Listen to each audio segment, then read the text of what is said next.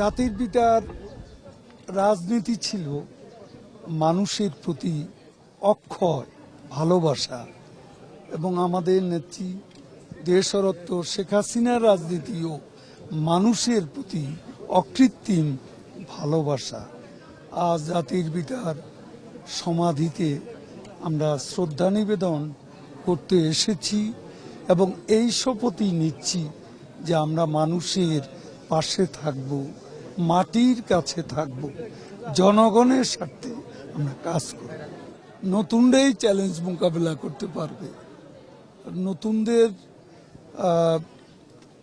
যে ক্যাবিনেট আমাদের নেত্রী ফ্রেশ মুখ নিয়ে যে ক্যাবিনেট গঠন করেছেন, এটা তিনি তার অভিজ্ঞতা থেকে এই ক্যাবিনেটটি তিনি উপহার দিয়েছেন জাতিকে এবং তিনি জানেন কাকে কোথায় কোন পদে দিলে পারফরমেন্সটা সঠিক হবে, প্রমিসের উপর ডেলিভার করতে পারবে এবং আমাদের নির্বাচনী যে ইশতেহার সেই ইশতেহার যথাযথভাবে বাস্তবায়ন